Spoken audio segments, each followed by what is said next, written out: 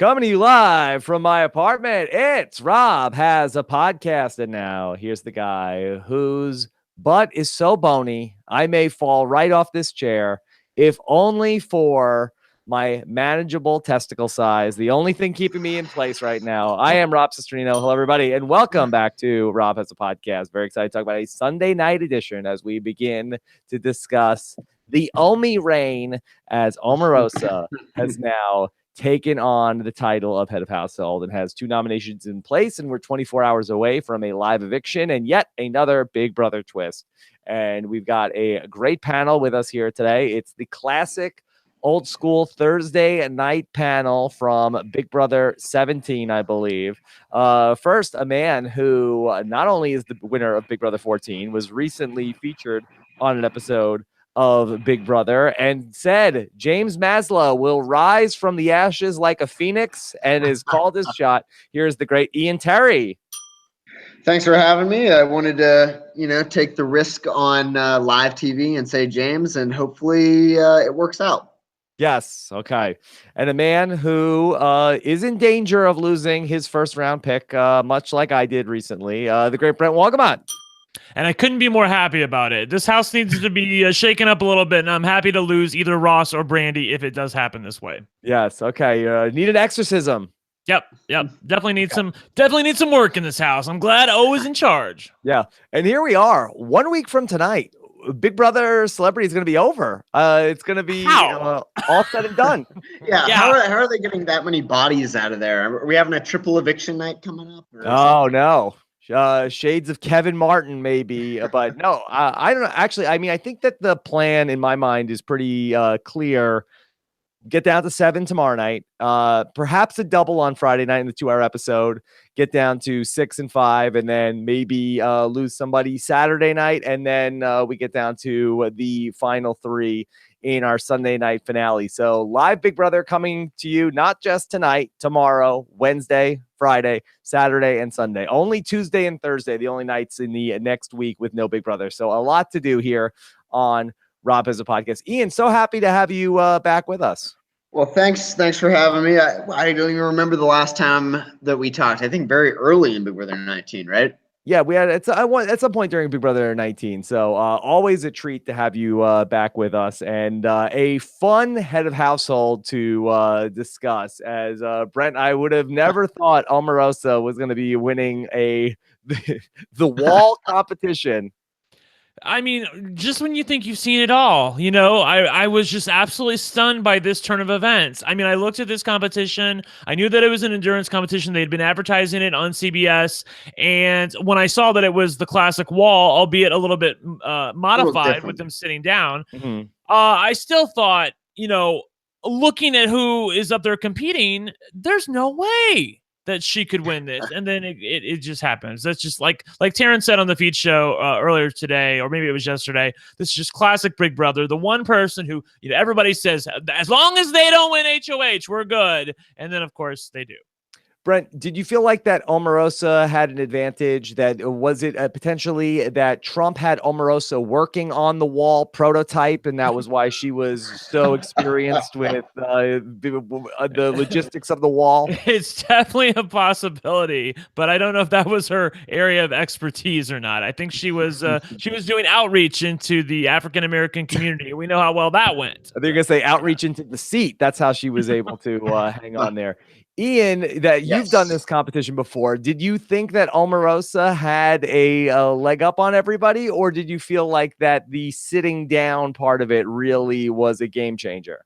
Well, I would think that Omarosa would probably be one of the better spots for this, because it's not even actually so much being small. It's just having a low center of mass, which she does have that, that butt that we heard mentioned. So I figured this would be pretty good for her. The chair I thought would mix it up, because Roman chair in like gym class is really difficult, but I wasn't too surprised.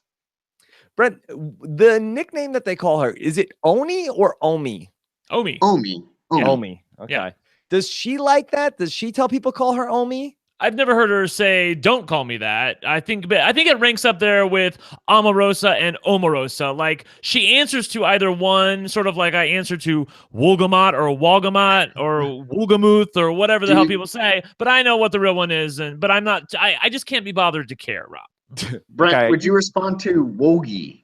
Yeah, that's what they call me in the army. I was just, what's up, Woggy? Yeah. Yeah, you would think Omarosa would shut it down if she didn't like it. So she Yeah, must totally. at least have signed off on it. So here we are. And of course, we'll take your questions. Scott St. Pierre is standing by. Hashtag RHAP on social media or something new we're going to try in the chat. If you type the word question, we'll try to pick that up. We'll try to get that in there as well. So if you're chatting along with us in the chat room, we'll take your questions as well. All right. So Omarosa ends up winning this HOH. And Ian, just overall thoughts on Omarosa. How about that? Really, I'm impressed, actually. I think I had, not so high expectations going in, but I think she's doing pretty well. I think she's doing well for herself. I think seeing her outlive Shannon, which I think, like you told me before the season started that was going to happen, I would be thinking that you were crazy. But she's doing well. I'm impressed. Yeah. And Brent she seemed to handle the again, we're only talking about what we saw in the episode, not the live feeds yet, but she seemed to handle the responsibility of becoming the HOH pretty well. Yeah, she did. She took her responsibilities very seriously. But this really isn't Big Brother anymore. I feel like we're watching. It's the Omarosa redemption show. She wants America to like her again.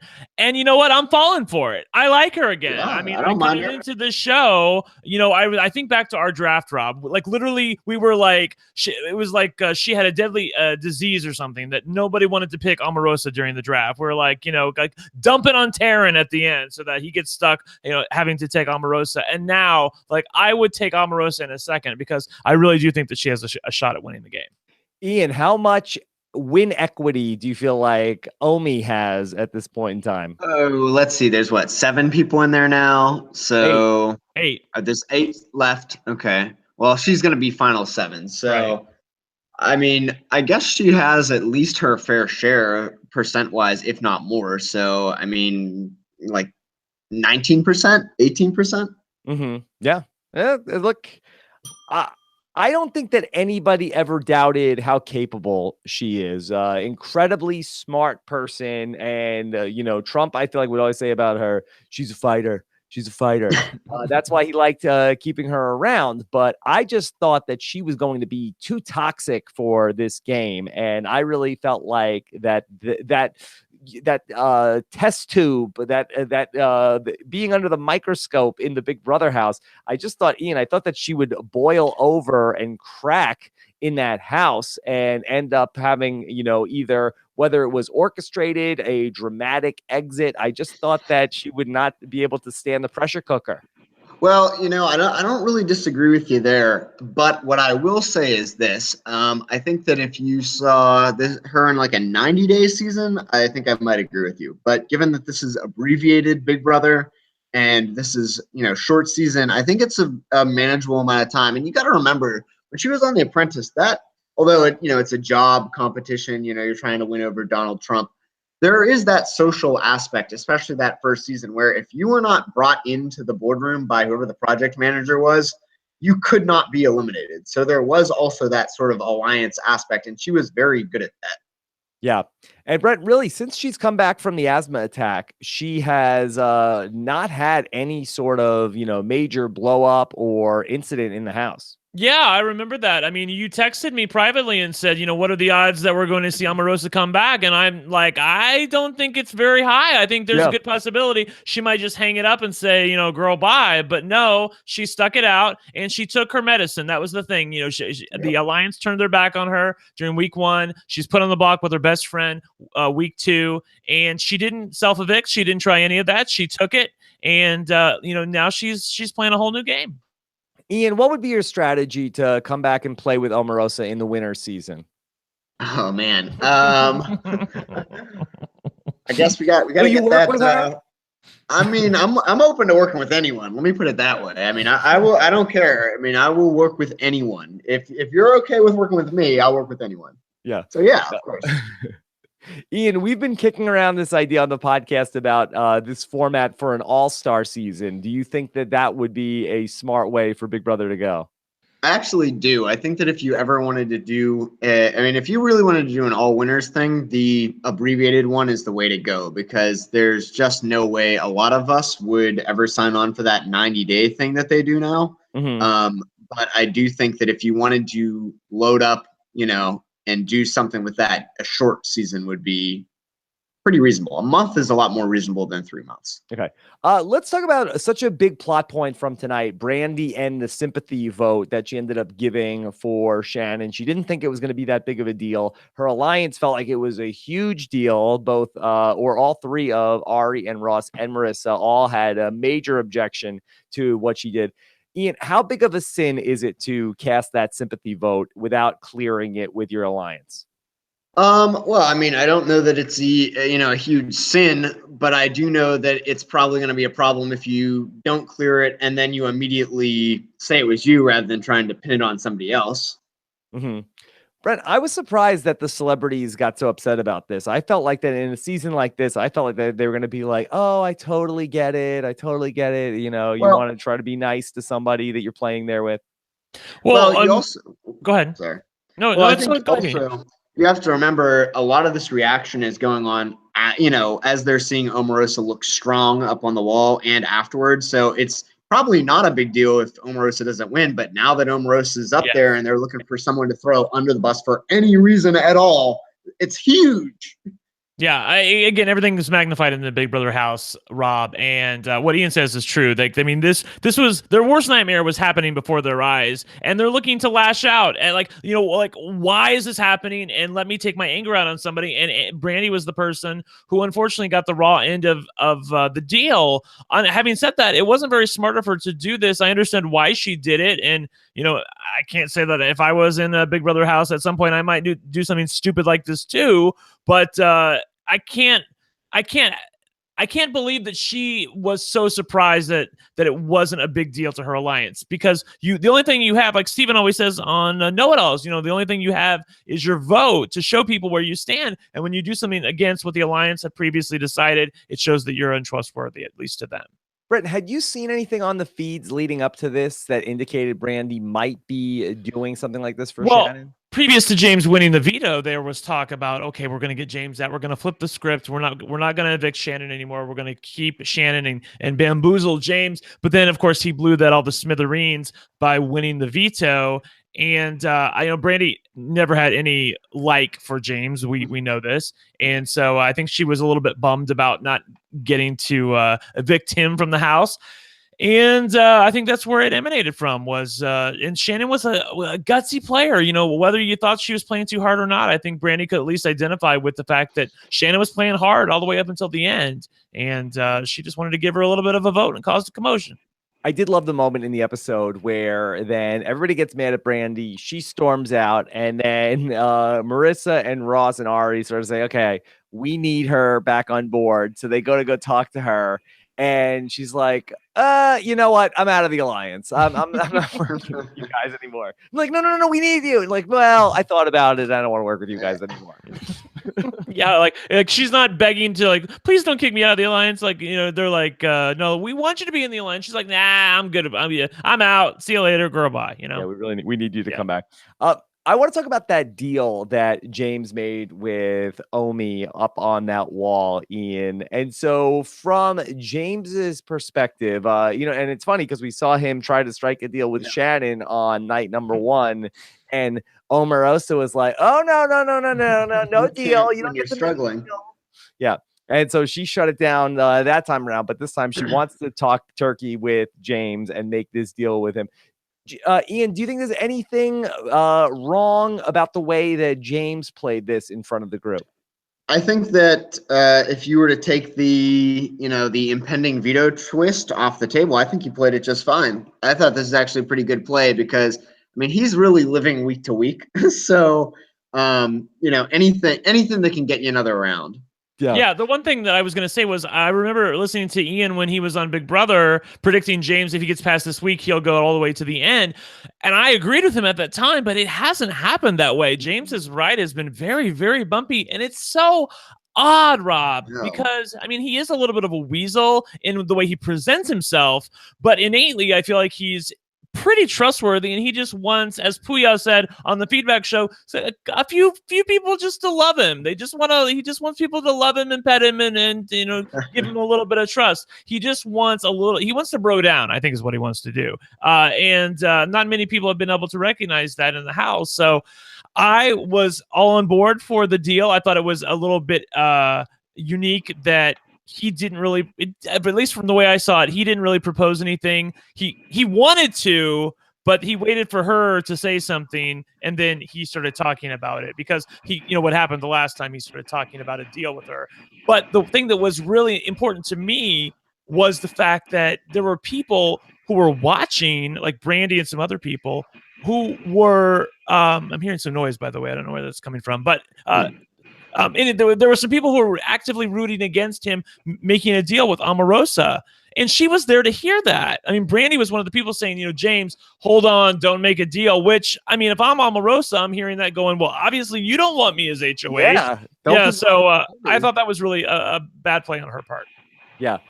Ian, how rough is that to be on the sideline saying like, hold on, James, don't give up, James, don't give up. And then have the other person win the HOH? That's definitely not ideal. I mean, I don't understand the rooting. That's kind of odd. I don't remember you loudly root for anyone. That's not great. Mm-hmm. So we ultimately see Omarosa end up talking to James about, okay, what does this new deal look like? And she ends up talking with James about this idea of her and James, plus bring in Mark and bring in Meta. So basically, it's something that looks like you have 3 of the guys and Omarosa, and then the other 3 women in the house with Ross on the other side. And that seems like an interesting way for Omarosa to go. We've seen her talk a lot about with the other women in the house. I want a woman to win this season. Do you feel like that this is a calculated move on her part to go to the end with those 3 guys, sit next to one of them, and then end up pleading to the women to say, hey, remember we all said a woman was going to win this season? That's right, because they do have the numbers advantage, right? Yeah. Well, yeah, that makes sense to me. And then also play on the, hey, you said a woman would win this season, and this is the era of Me Too, and we need to stand up, and whoever played the best game should get, and I played against you all.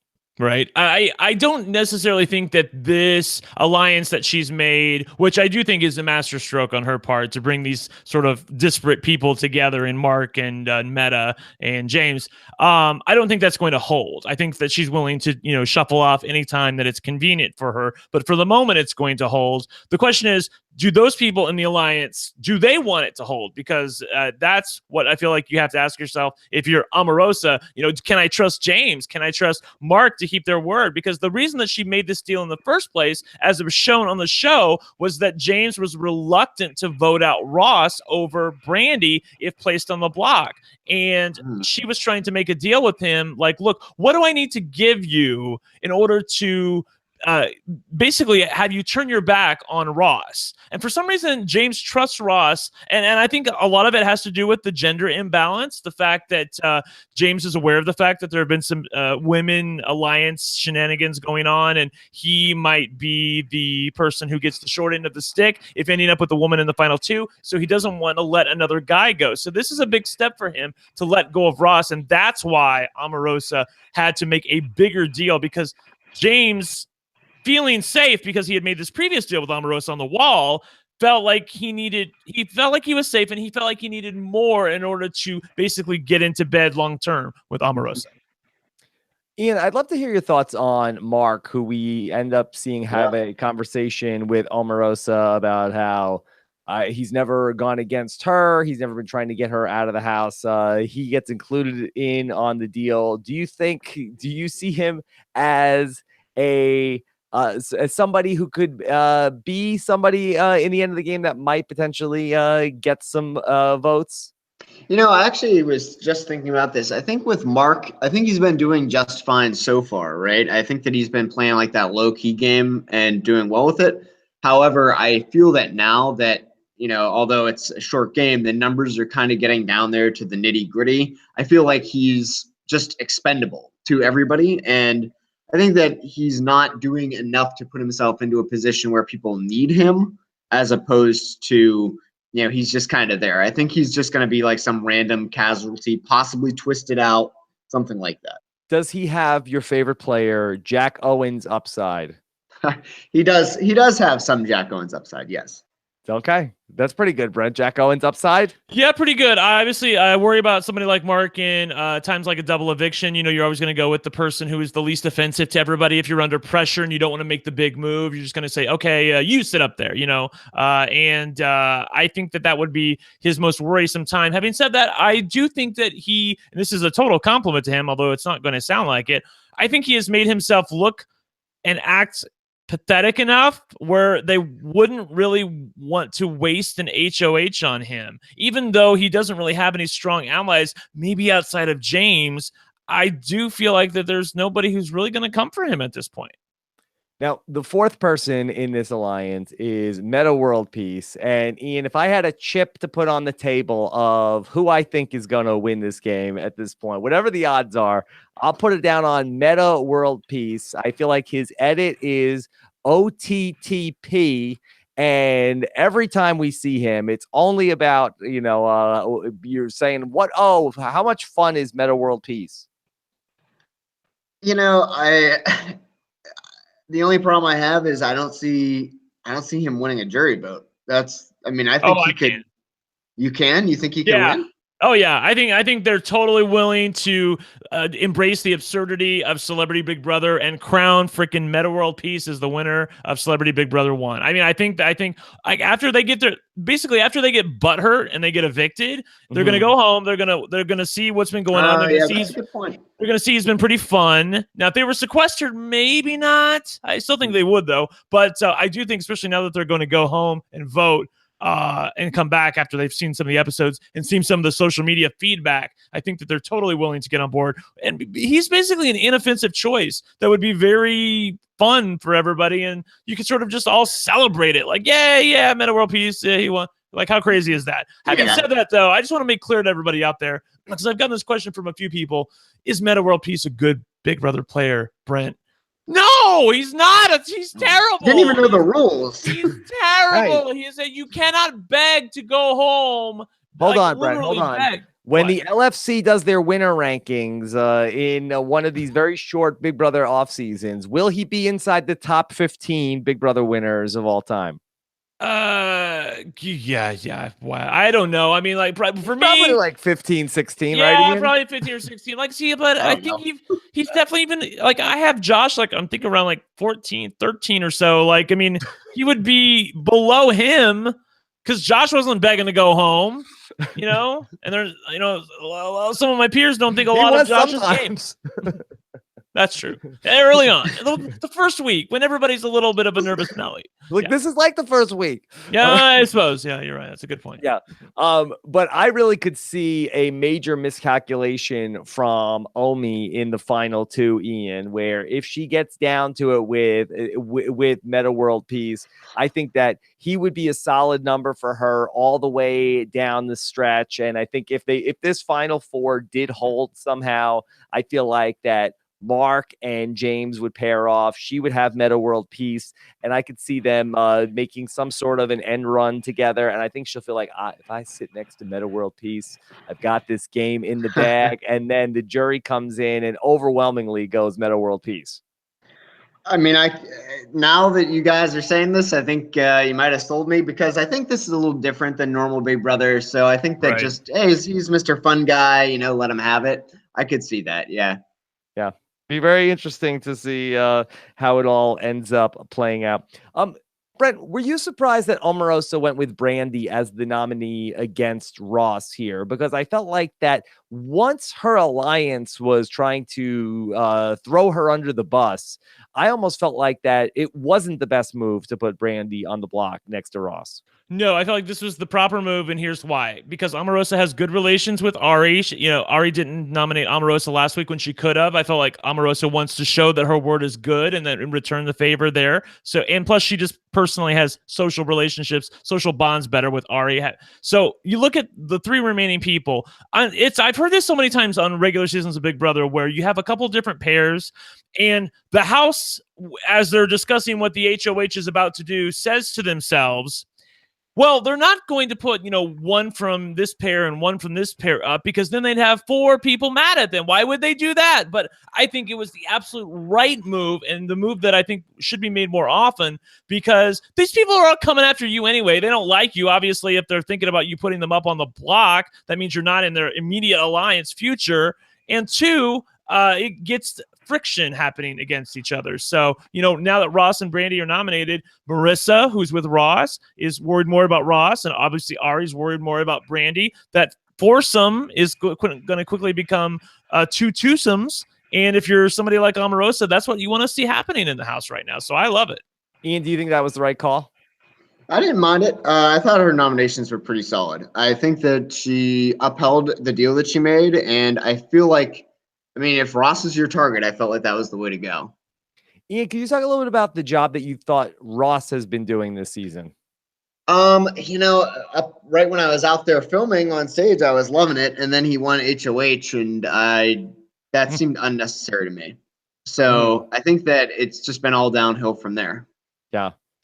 And would you say that this is the first time we're watching this short game play out? Do you feel like that the regular Big Brother rules, probably apply where you want to sort of lay low until about like around this point in time? Are we at the point where you should come out of hiding? You're getting to it. Yeah, about 7 or so people left. I think it's the number of people left as far as that goes. Yeah. Okay, and we're at that magic number of 7 where things traditionally really ramp up in a regular season. So we have the veto competition being played out live tomorrow night on the show, and we have a twist involved with that, and we'll talk about the twist in a moment. But Ian, do you like the format of having the veto play out live and then have that decision-making power? Or do you think that the game would be more exciting if we sort of had the veto today and then had a day or so to marinate on what to do with the veto? I actually think that I kind of like the campaigning rather than the instantaneous veto. I think that that's kind of something that's important, and this format, I guess you could call it, kind of loses that, especially with the veto twist. I feel like there's way to strategize with this, but I feel like any decision that's made will be made in haste because they're not even allowed. There's no way to prepare for this. Yep. But one thing that's important to note, though, is that regular Big Brother usually they make nominations the night of, and then the next morning, at 1 o'clock, they're out in the backyard playing a veto competition. So the initial nominations don't really have much time to gel. Not so this time. Omarosa made her nominations a day or two ago, and we have to wait until tomorrow for the veto to be played. So all of that friction that she wanted to happen between Ross and Marissa and Brandy and Ari, that's had a lot of time to marinate. And I think that that's going to pay dividends for her. Okay. So, Brent, we have this America's Choice, or the Big Brobot vote here on this veto, which is going to potentially shake things up during Omarosa's reign. First off, are you mad at Big Brother for putting this veto in here that America gets to vote on? Big Brother's gonna Big Brother. That's just what they're gonna do. So, you have to expect that something like this at some point was going to come up. I am pleased to say that I feel like they haven't interfered with the game as much as I thought they were going to. I thought for sure America was going to have a vote at some point. I thought for sure America was going to crown the winner. So I'm glad to see that that's not happening, at least as far as I know. Having said that, I feel like they did provide an out amongst the three choices. If you're trying to keep the game as stable as possible, if you enjoy Big Brother, like a pure version of Big Brother as it stands. And so I'm at least grateful for that. Ian, have you come out and endorsed one of the veto options? No, I don't really care. I just want to see. Do you know what they are? Really. I do know what they are. Yes. Yeah. Yes. I do know. So you got the diamond, you got the VIP veto, which that basically can be either 2, 1, or none saved. Right. And also, I noticed that they added it so that you can save the replacement nominee which is good because I did quite a lot of bitching about that in Big Brother 14. So, you know, Well, I have no idea what you're talking about, Ian. Take us through that. Wait, what are you talking about? I know what he's talking about. We had 2 vetoes, but like I could only save one of the nominees, but not a replacement nominee, and I was forced to go first. So I was kind of like, well, if the order was different and it played differently, it's a different scenario, right? So there was that fact. But Right. I like that you can do that. Ian had what was called the second veto that was released into the game. I was made to go and use it first. Right, so he should have been allowed to go second, and if he did, then once Jen, or was it Jen? Oh yeah, once the veto happened, and then Brittany was placed on the block, he could have saved Brittany and vetoed her off the block, but Big Brother wouldn't allow him to veto off a replacement nominee. Okay. Right. All right. So it's a nice little rule patch there, which is nice. And then the last one, so the diamond plays as the diamond always has, and Spotlight it basically just forces them to use it, which if the nominee wins, that's basically nothing. Okay.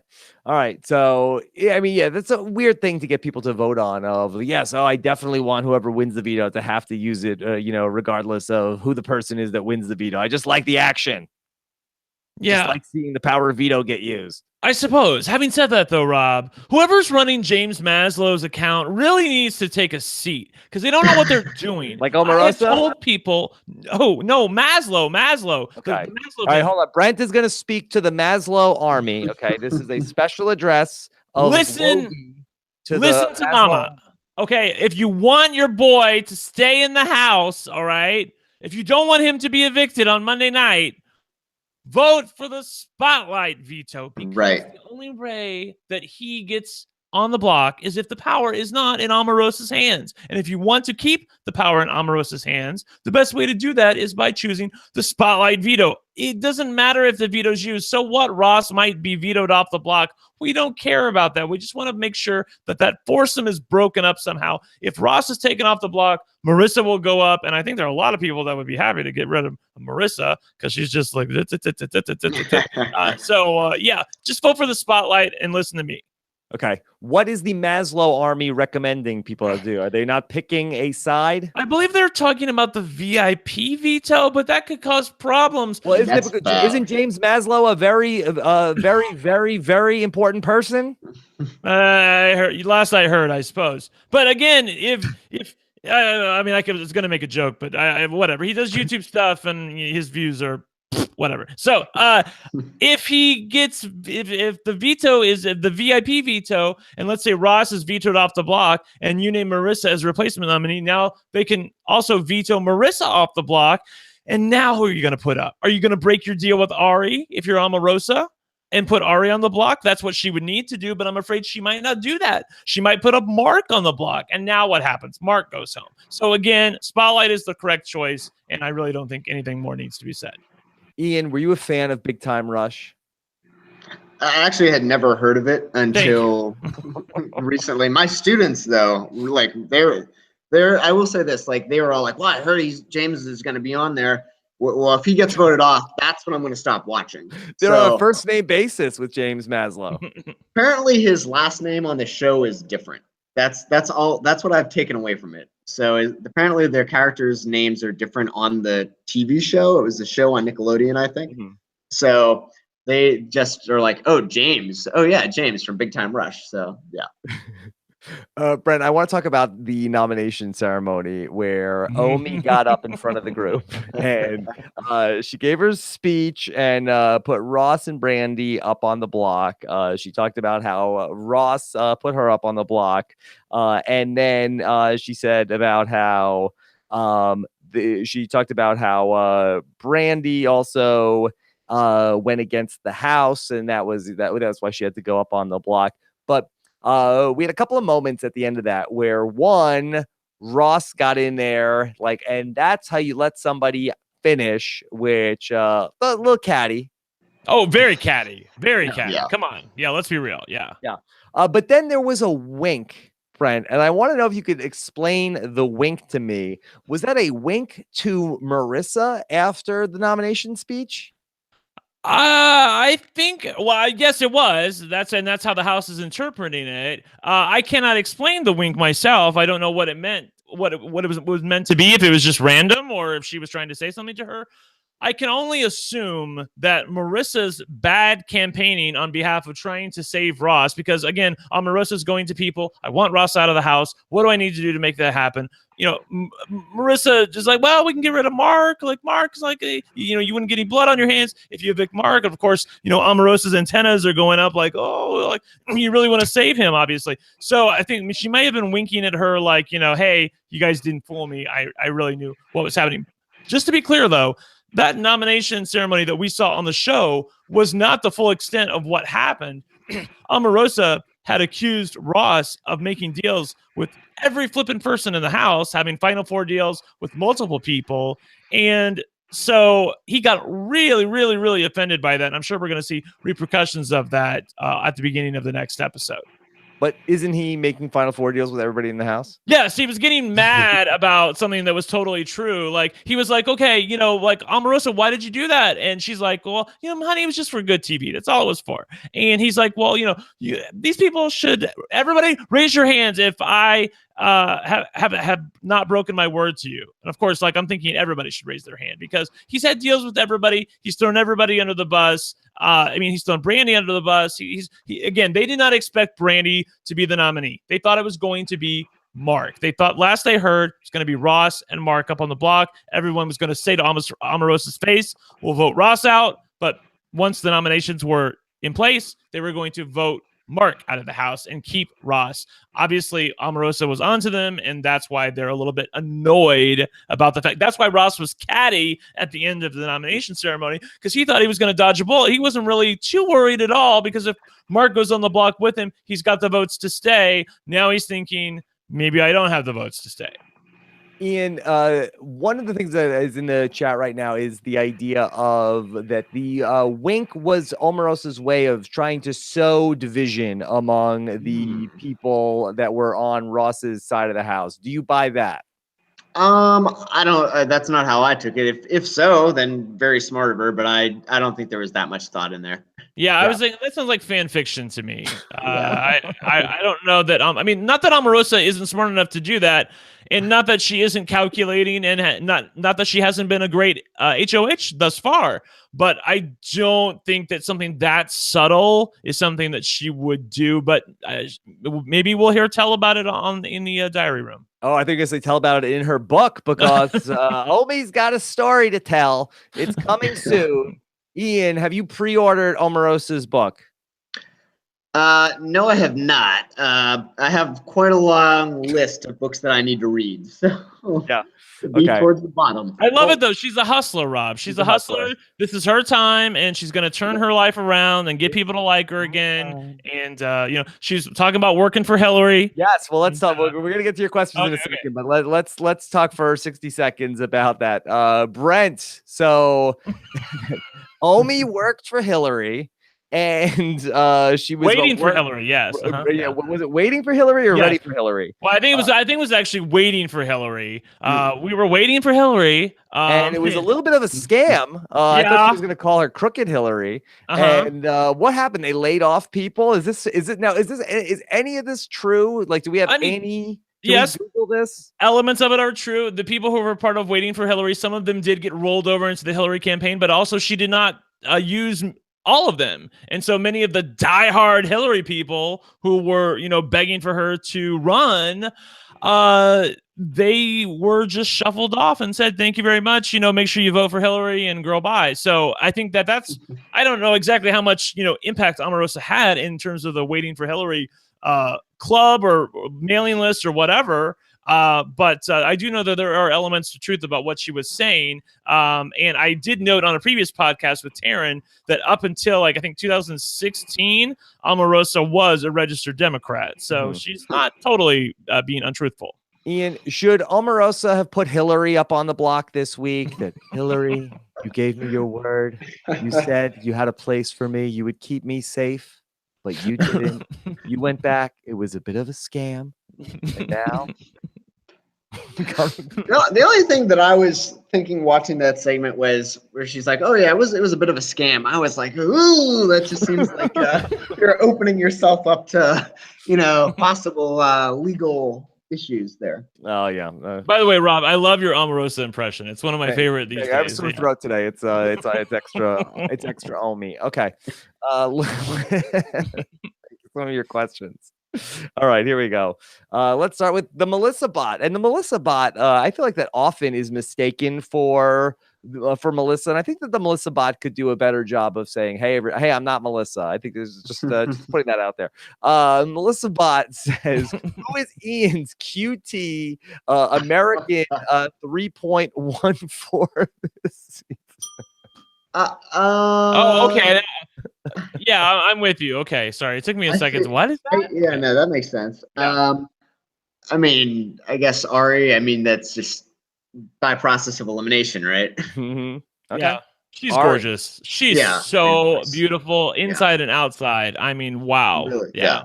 very attractive. Okay. Boring answer, sorry. All right. Mark Rich, Ian, how do you feel about celebs whining about 48 hours of slop? I don't know. I feel like they're kind of catching a little bit of a break there, but is there a lot of whining? I haven't really been keeping up with the feeds. I've been busy lately, but I mean, that's pretty reasonable. Yeah, they're more whining about their gastrointestinal issues. And even though you saw the people who weren't on slop were trying the slop, James has tried a little bit of it, and he's cleared the room a few times, I've noticed. So, yeah, they're not loving for it. Okay. Ian, do you think they made the slop not as gross for the celebrities? Is that possible? I don't think that the U.S. version slop is gross anyway, so no. Okay. All right. They didn't take it easy on them. Okay. Robbie wants to know if Brandy just blamed Meta for casting the Hinky vote. Would anyone have even questioned this at that point? I liked Meta was very involved in that conversation, Brent, about the Hinky vote. And Brandy asked, like, was it a smart thing to do that? Was that a bad thing? And even Meta was like, well, it wasn't a smart thing to tell us about it. He's picking it up. Yeah, I don't know. I think that was something that I think she would like to have back. Like if she could go back in time and redo that, I think that this shows though, like it really wasn't a well thought out plan on her part. It was just something compassionate that she was doing or thought she was doing for Shannon. I've actually read Shannon's exit interviews, and she's like that. Sympathy vote isn't going to have any impact on me voting for Brandy to win Big Brother or not. So, I mean, it was totally for nothing, but you can tell that Brandy didn't think this all the way through, and it was just something that she sort of did spur of the moment, and her gameplay subsequent to that showed that it was not very well thought out. Brent, could you speak to Shannon's state of mind in the exit press? Did you feel like that she came off bitter or had accepted what happened to her? Accepted what had happened to her, realized that she played a little bit too hard. But again, I say this all the time, and I really do believe this. You can only go into the Big Brother house and be who you are. You can't be anybody else. And Shannon, for lack of maybe it wasn't the right plan, but that's who she is. She has to play the game Vanessa Russo style, 100%, guns ablazing. And if, maybe if a few things go a different way, if James doesn't win that veto, I think she stays in the house. Yeah, I really think she's got a shot to win because she's, James is out of the house. She's not in a pair anymore. There are all these other pairs, and Shannon's by herself. I think that her target would have gotten smaller. She got a little unlucky there with that veto win. So nothing you can do about it. Okay. All right. Let's go to Stacked. Wants to know what percentage does Meta have of winning? I'm thinking if he's final two, he wins unanimously against anyone. All right. So instead of the percentages, let's just go through people that can beat Meta in a final two. Okay. We'll keep going until we can't think of anybody else, Ian. All right. Ari. No, I think Ari can totally beat Meta. I think Ari can beat Meta. These are people that would win against Meta in a final two. Oh, okay, cool. Okay, yeah, that's what I was saying. Yeah. All right, yeah. Okay. Ari and I think Omarosa probably wins against Meta, but I'm very unsure about that one. Yeah, I disagree with that. Okay, all right. I don't know. I think if James is there and he can sell that he's been on the outs the whole time, I think James could win. I also could see Mark winning against him. I can't agree with either one of those. I don't think that this jury's going to vote for the punk, white 23-year-old, whatever, however old he is, guy with a YouTube channel. There's no way they're going to vote for that little weasel. What about Mark though? I think he's been, as I noted previously, a little bit too pathetic in order to get a win out of this game, and I don't know that they're really willing to throw the money or the title at somebody who has really hung back, been willing to be a pawn star, has admitted to people that the worst thing he ever did, by the way, was tell Ross that he was actively throwing HOH competitions. He told Ross that. Mm-hmm. I didn't actually listen to your show with Taryn, so I don't know if I'm sure Taryn probably noted that, but that was abysmal gameplay. I mean, like, it's one thing to throw competitions. The point of throwing them is to appear weak. If you tell people that you're throwing them, then they know you're not weak. Come on. So I don't know. I think that nobody's going to look at him and go, you know what? I was out here taking bullets and he was hanging back, letting us do all the dirty work. I don't see any way that Mark's going to win the game. So I would say R in Omarosa. I agree with that one. I think Omarosa would lose to Meta World Peace. I don't know about that. I think that she can. Well, look, she's been very convincing in the House. I think that she could get people to come back to her side by talking about remember we originally wanted a woman to win this, and I'm here in the finals, and this is what we all talked about, and you want to do right by what we decided, America, and I don't know. I'm sure she can spin it in such a way where it makes them feel like they need to vote for her or that they want to vote for her. I think she could even Jedi mind trick them into thinking that this is what they should do, and it might work. I don't know. I think every single person that leaves ends up leaving with a bad taste in their mouth about Omarosa. I think that Shannon is also one of the people that would, be pushing for Meta over Omarosa. So. Yeah, I heard that. I think so. She was just evicted though, and I would like to see Meta World Peace though. I guess. Is she really going to, she's going to be in social media. People are tweeting, girl, I'll tweet her, girl, are you really going to vote for the guy who's begging to be evicted? Who didn't even, know how to vote, who was more concerned about his Valentine rather than playing the game? That's who you're really going to vote for? I mean, I don't know if she'll listen to that or not, but she should. Ian, if it came down to a Meta World Peace and an Omarosa, do you feel like that the people that really love the game, do you feel like that in some ways it's almost like, yeah, of course I didn't win. Look at how crazy this was. Meta World Peace won as opposed to Omarosa was she outfoxed me. Well, I would say that every jury is going to be different. So, I mean, it's tough to say, but I mean, I think that them going home and being able to watch that actually really changes things in my mind. Yeah, I saw Stacked in the chat room saying that she told Meta that he has her vote, but I also know that Paul was told by Alex that Paul had Alex's vote during Big Brother 19, and we know how that worked out. So that's not always a given, Stacked. Okay. Let's keep going. Den Dollar, did Omi make the correct nominations to get Ross out? Wouldn't Ross and Marissa have been a more certain pair if then? Brent, could you speak to the thought of not putting Marissa on the block? Here's the thing. I think that if the goal is to get Ross out, then it's probably best to put Ross and Marissa on the block. I agree with that. Okay. However, if you want to cause the most friction within the alliance and reap the benefits of that, by chancing whether or not you may or may not get your way as far as getting Ross out of the house, then I feel like the best nominees were the ones that she did, which was Ross and Brandy. Look, she may not, Omarosa I'm talking about, she may not ultimately get Ross out of the house this week. If James, who has continually had a soft spot for Ross, if he decides he wants to save him, if Mark wants to save him, if they're concerned about the gender imbalance in the house, then maybe they go back on their word. Maybe, I don't know what they're going to do, but they might. But at least she's caused some friction between this group and potentially gotten them to break up. And even if Ross doesn't go home, then that means that Brandy likely did go home. And if that happens, then at least the foursome is now a threesome. And one of those threesomes, Ari, is somebody that Omarosa has a good working relationship with. Okay. Let's keep going. This is from Adam, who says, if Ari was ready to bail on Brandy, why would she not go to Omarosa and try to work out a deal for either Ross or Marissa? It seems like Ari really missed an opportunity for almost a guaranteed final 3. Ian, would you like that kind of move for Ari? So say that again. Should go Ari with have cut a deal with Omarosa once Omarosa? she realized what Brandy did? I think that she's been working pretty smoothly without that too. I don't think that she's really in danger this week, so I don't see why she should, stick her neck out and take that chance. I mean, I think that Omarosa probably would like to see her around for a good while anyway.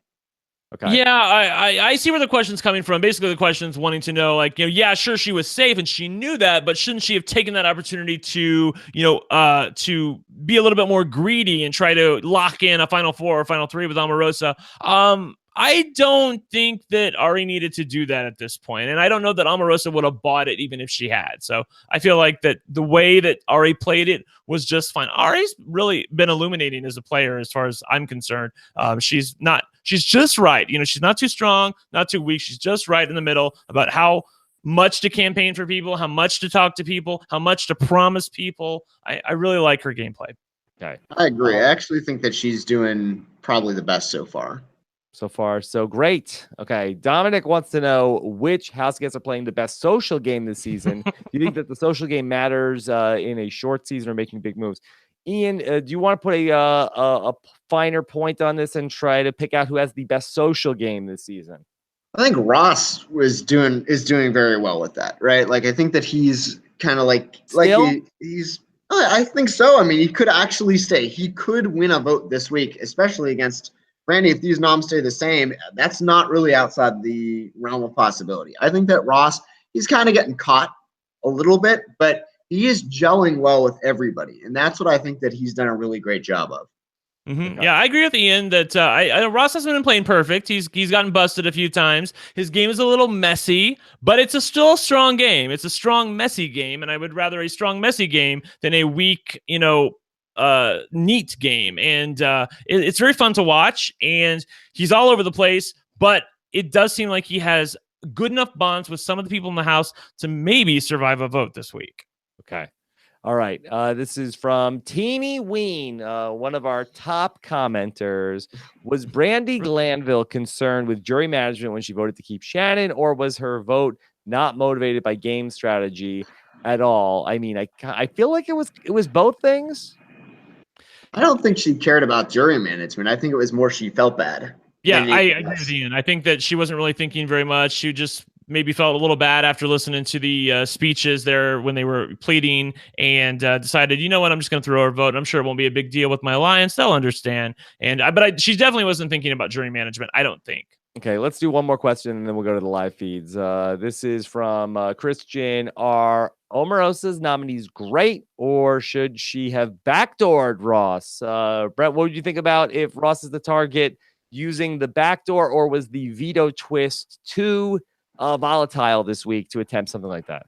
I think that the latter is true, that the veto shenanigans going on this week were such that she just needed to be a little bit more straightforward with her nominees, put two people on the block who she's happy if either one of them go. Like, I know Ross is her target, but she still wouldn't cry a tear if Brandy ended up going home. And I feel like that this was probably the best way to play it. Okay. Yeah, and also I want to just say that, when you're at 8 people and 6 people are playing, the backdoor option does not.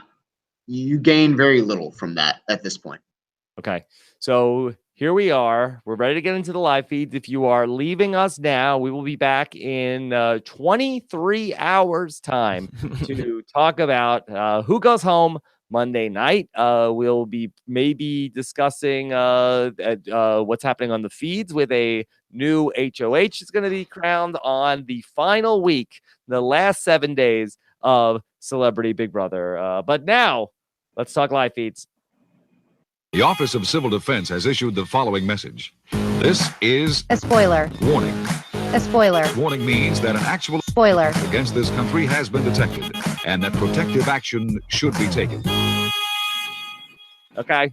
Live feed time. Okay. All right. All right, Brent. So this episode got us pretty close to where we are. Basically, that was like 6 o'clock last night was when we got the nominations. But right. 24 hours have passed now since then. What's the latest? The latest is that James just can't leave well enough alone. That's the latest. My irritation with him has grown to a point where I wanted this foursome to at least hold for a week. But at this point, first of all, he's an idiot in the house, and his fans are idiots on the outside of the house telling people to vote for something that they shouldn't be voting for. So if he ends up going home this week, then I don't care. I'm kind of over it at this point. He is still, as I alluded to, thinking about trusting Ross, and I don't understand, and maybe Ross will keep his word this time, who knows, but Ross is such a gamer, and his word has been shown to be so poor that I don't know why you would trust him. He doesn't have a great relationship with Omarosa. That's the problem. James and Mark talking about maybe we should keep Ross this week. We should go against what Omarosa is wanting us to do. Then they said, you know what? We should go talk to Marissa and Ross about it. And they decided, you know what, we shouldn't probably do that because then Marissa and Ross might squeal to Omarosa, and then she might put one of us on the block if we get busted. But then they couldn't keep their mouth shut, even though they decided that like an hour later, they're talking to Marissa and Ross about possibly making a Final Four or Final Three deal. And here are the people who would have to go out of the house in this order: Omarosa, Ari, Meta. I think that was the order. And this would be the new final whatever. And believe it or not, Ross and Marissa are at least entertaining this sort of Final Four deal. But to me, it seems very flimsy because even though they're saying that they can entertain the idea, Marissa's like, well, I don't feel great about leaving Ari in the dust because she was part of our alliance. And Ari's still going to be there. I feel like they'll still go back to Ari. So I feel like that this is terrible.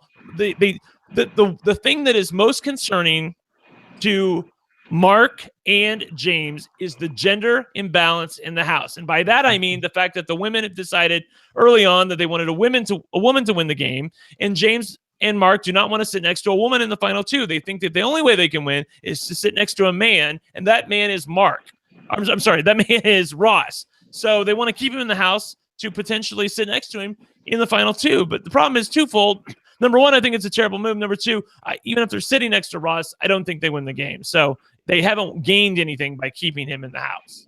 Brent, I want to go back to what you said about the Maslow army and how they don't know what they're doing. Have you considered, would you offer your services to come on to the Ready for Maslow campaign like Omarosa was going to do for Hillary until they let her go? Would you come on and be a consultant for them if they asked for your services? I would be willing to entertain it. I will say to their, I'm glad they did this.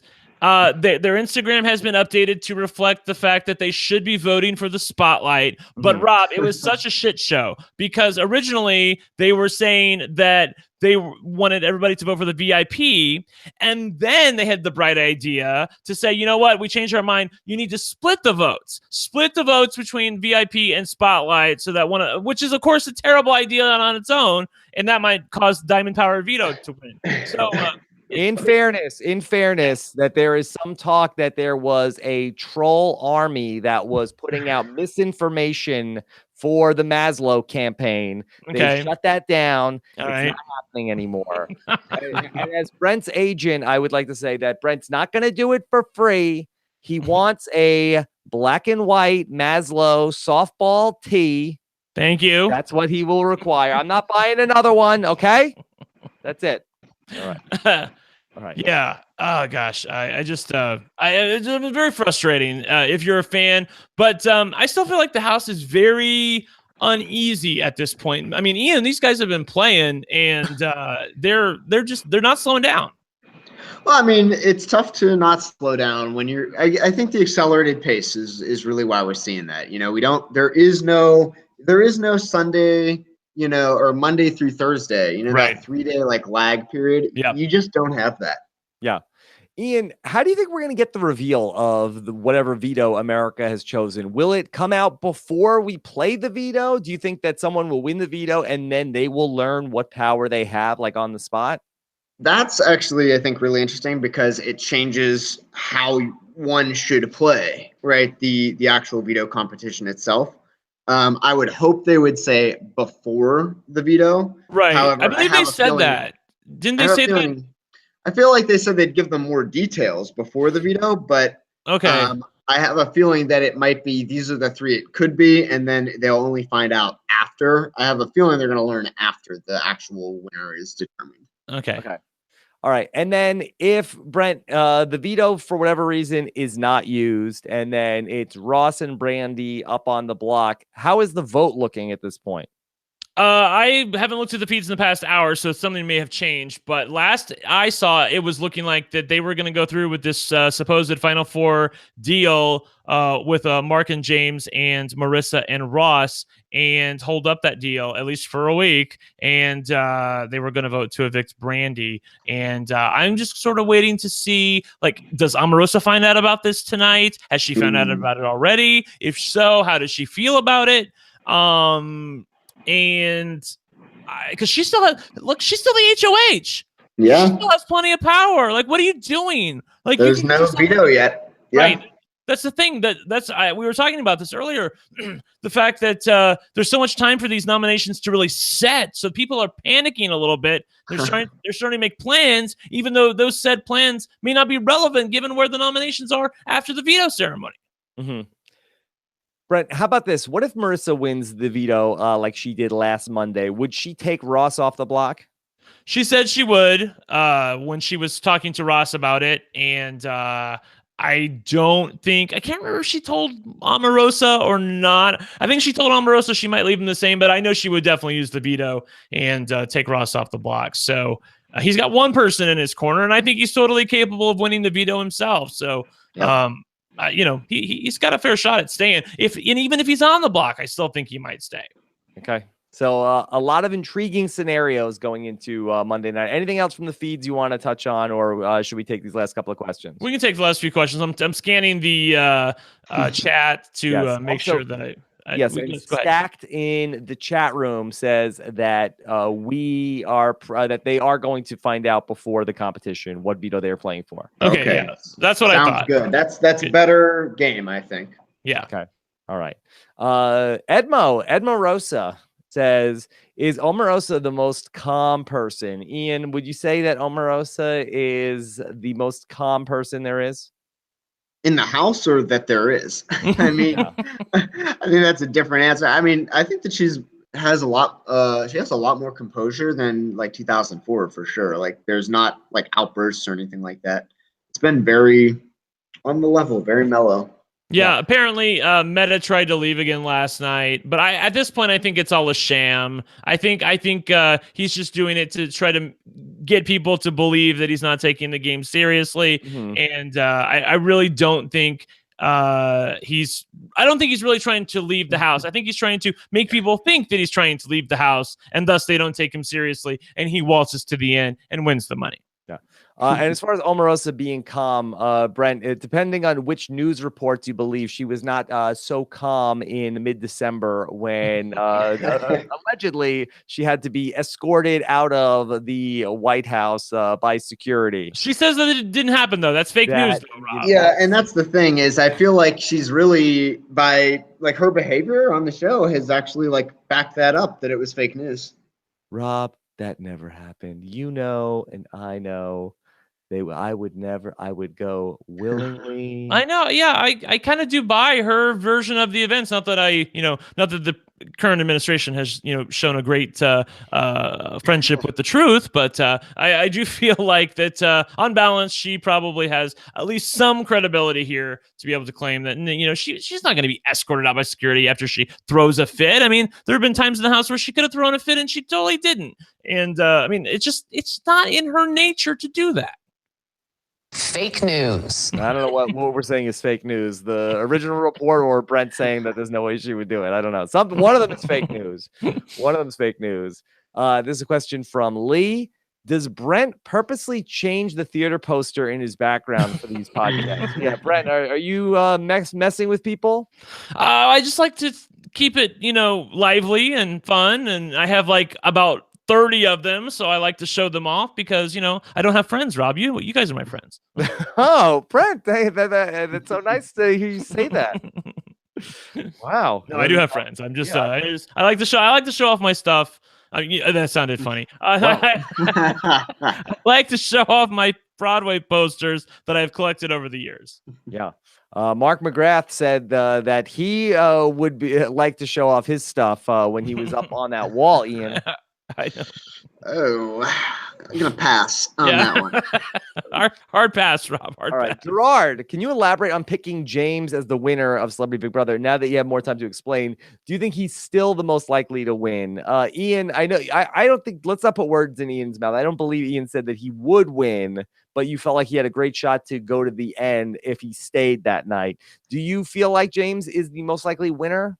Currently, no, but at the time, I think that that was a pretty reasonable guess, because I think that one thing we've seen in Big Brother is if they try to like blow you just like completely out of the house, just get you blown out of the water, then if you stay in the first round, you tend to go very deep.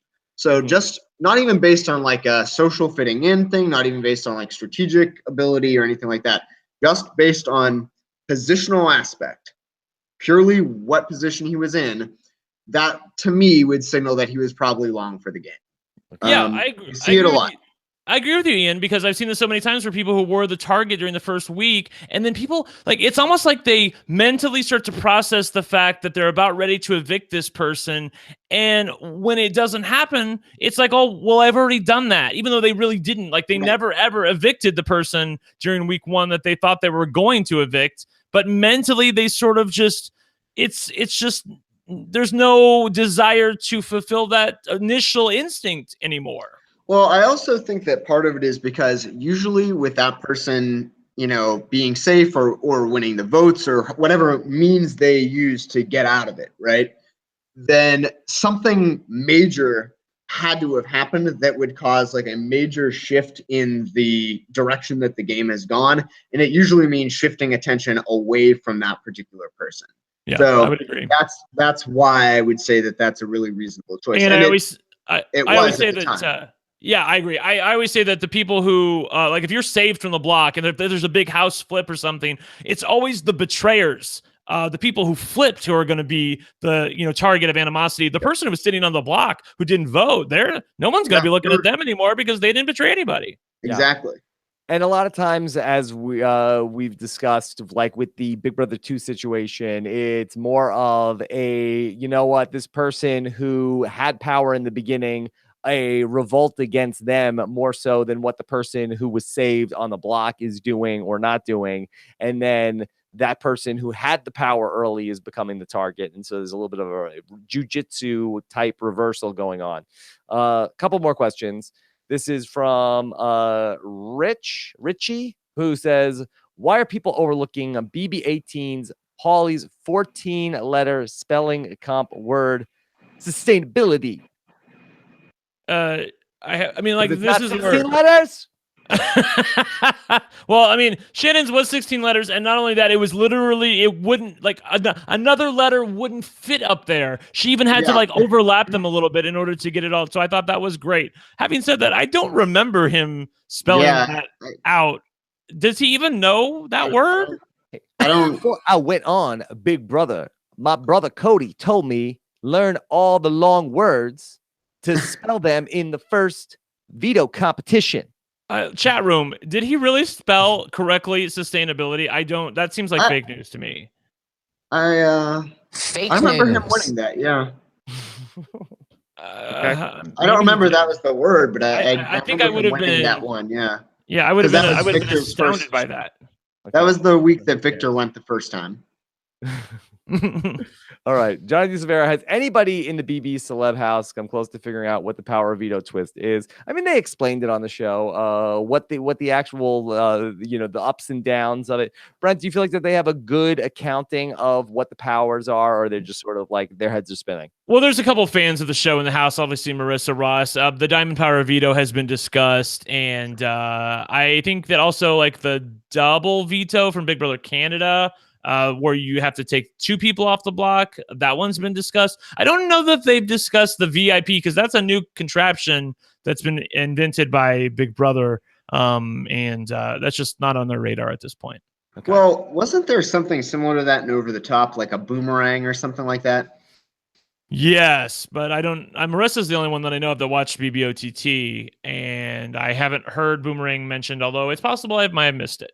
Okay. All right. Let's do one last question here, Scott.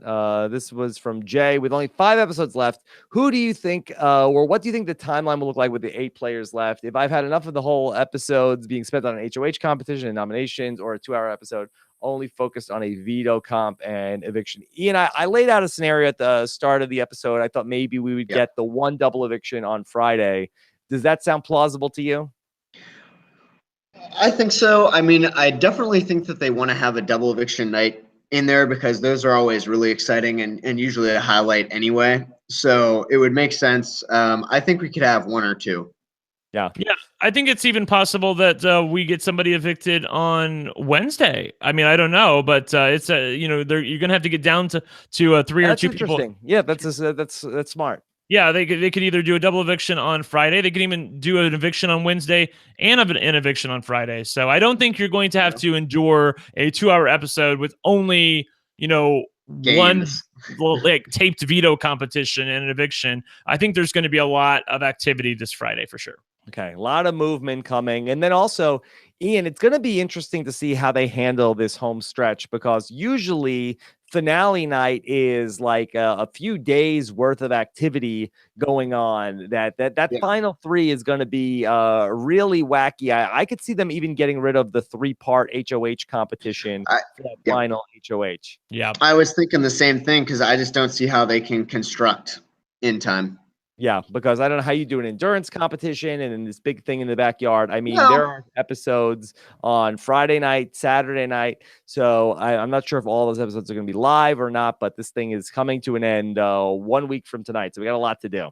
Yeah, they might have maybe. They might have something where that it's maybe 2 rounds where, all 3, like I'm talking about the final 3, compete in some HOH competition. Somebody's knocked out, and then the final 2 go to the next round. Whoever wins that is the final HOH. Yeah, a little different. Maybe something like that.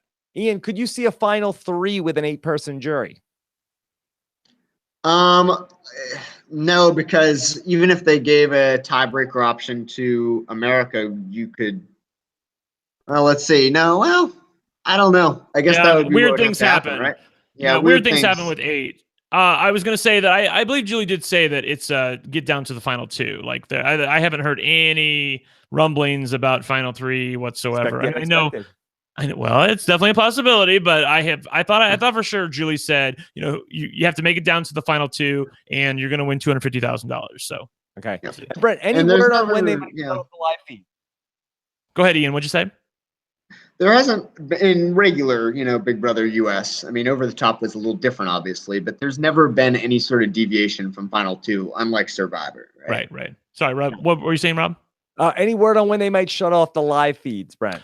I haven't heard, but I'm very excited to see this home stretch of Big Brother because it's just like I'm on speed, Rob. I'm so excited, like yes. Everything's moving so fast and so many possibilities. Nothing is set. Literally, I'm looking at the 8 people left in the game, and I'm like, I can really see a path for almost every one of these people to get to the final 2 and potentially win. Obviously, some have more of a chance than others, but I don't think anyone's drawing dead. Maybe Mark, but I think I think there's a way he can win against James. So I think everybody has a chance, which is very exciting. Okay, Ian, will there be another Celebrity Big Brother?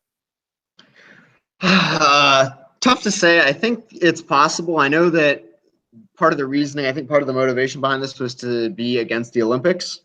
But I mean, I think it's going pretty well. I think that a lot of people are enjoying it. So I think it's definitely possible we can see it again. Yeah. I think it's been an unquestioned success, Brent. I haven't heard one person tell me, oh my God, Celebrity Big Brother. It's terrible. I tried it and it's the worst. And it's so much. Give me regular Big Brother. Right. Unquestioned success. Ratings have been great. Olympic ratings have actually been down. And I feel like that the celebrities for the most part have behaved and have been really good sports about everything. And so I feel like they really got it right this time. Yeah, they did it. They were doing good. I've enjoyed it. Yeah, it's rare in the world of Big Brother when the Big Brother fan base is not complaining too much about stuff. But hey, we still got a week. We still got a week, Brent. Okay. All right. Well, great stuff tonight. Very fun to have the team back together here for a Sunday night recap. Of course, tomorrow morning, get your live eviction night started right. The final Monday of Celebrity Big Brother. Taryn Armstrong is going to be live at 10 a.m. Eastern Time, 7 a.m. Pacific for that President's Day to talk about the final night of Omarosa's reign. And then Monday night, I will be right here live talking about whatever happens on Monday night once again with you guys. Join us at 9:15 p.m. Eastern Time, 6:15 Pacific for that. Coming up on Monday night. And then, of course, I'll be back Wednesday night. I'll be back Friday night. I'll be back Saturday night. And looking like I'll be back on Sunday night as well for Celebrity Big Brother as well. Ian, great to see you back here. Follow Tulane Terry on Twitter. Sounds good to me. Definitely can use some more follows. Yeah. What are you up to these days, Ian? You watching anything fun? I mean, I've been watching the challenge again, which is different for me, but I've been watching it, so that's one thing. I'm a little embarrassed to say that I'm like 26 and watching MTV, but here we are. Yeah. How's the backgammon going? Backgammon's good, actually. Backgammon's real good. Okay. And Brent, how's the RuPaul's Drag Race RHAP up?